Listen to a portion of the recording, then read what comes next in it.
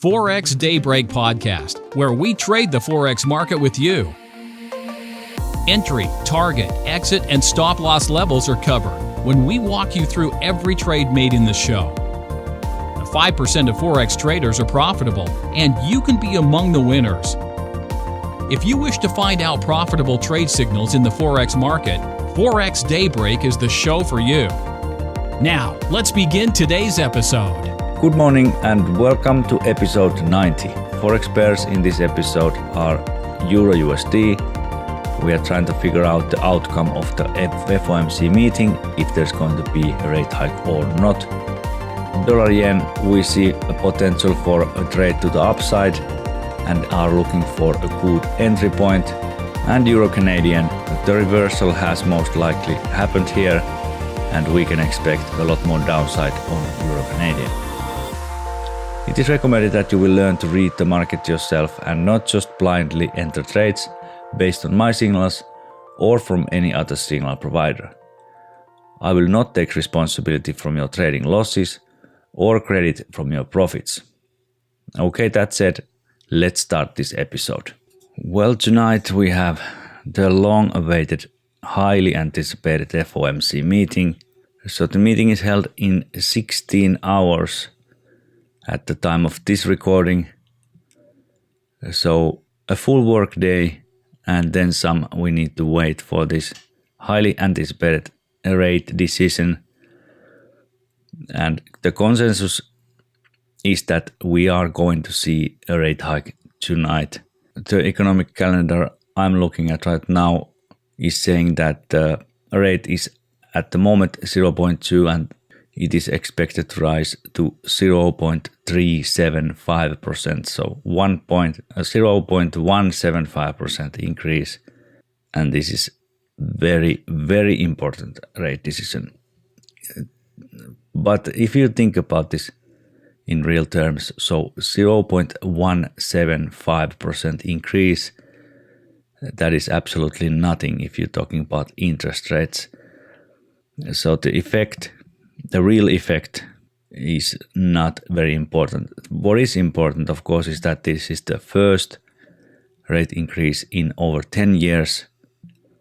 And this rate hike has been on the table and has been talked about over a year now. Has been expected in almost every FOMC meeting during this year. So that makes it a very anticipated and very volatile event, in my opinion, today on the markets.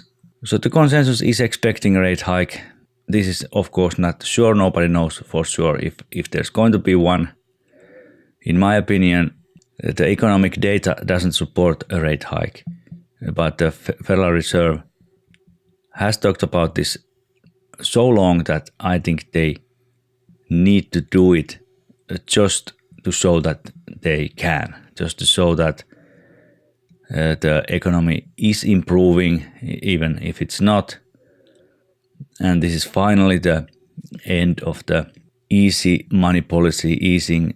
The economic stimulus has finally done its work. Everything has worked fine. The recession is over and now comes the next bull cycle. This is the consensus or the idea what this means, this rate hike or potential rate hike. I think this is just the opposite.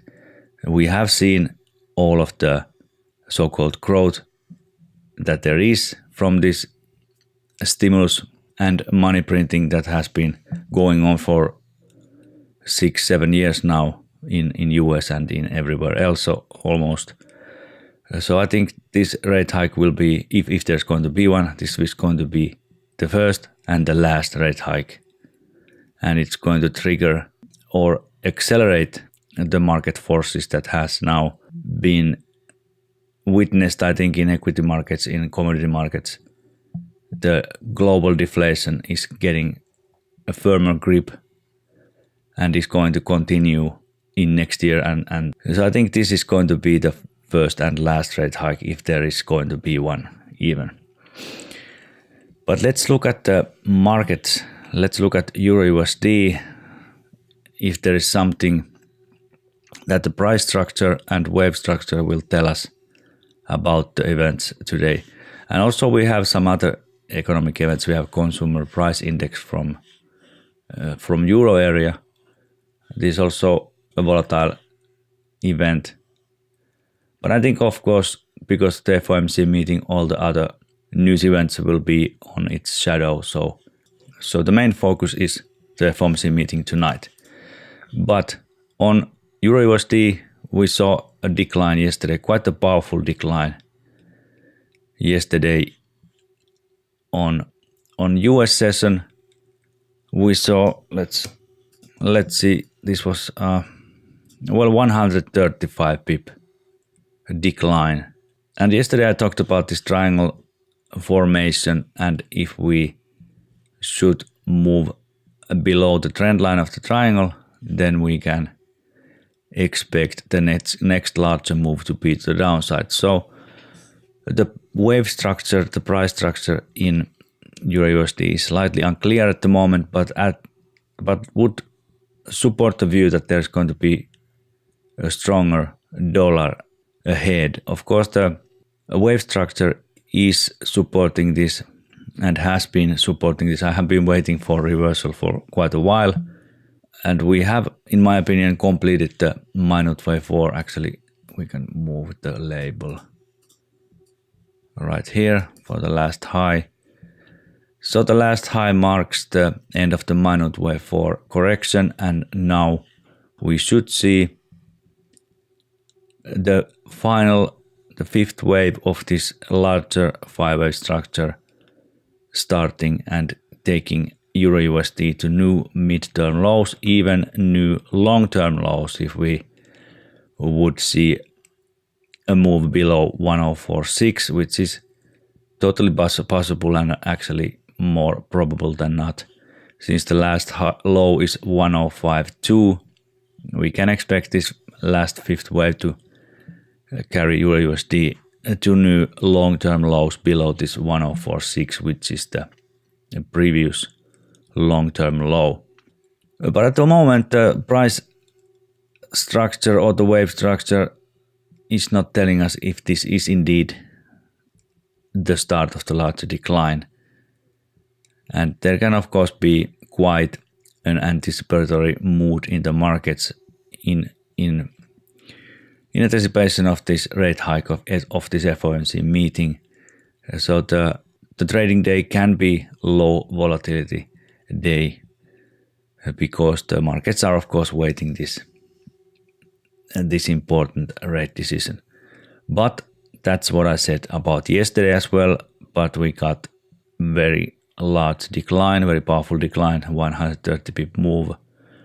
So perhaps there's going to be a continuation for this decline.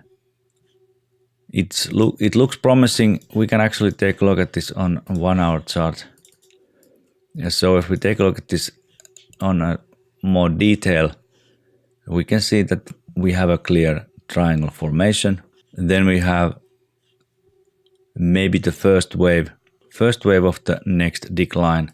So waves 1 and 2 perhaps.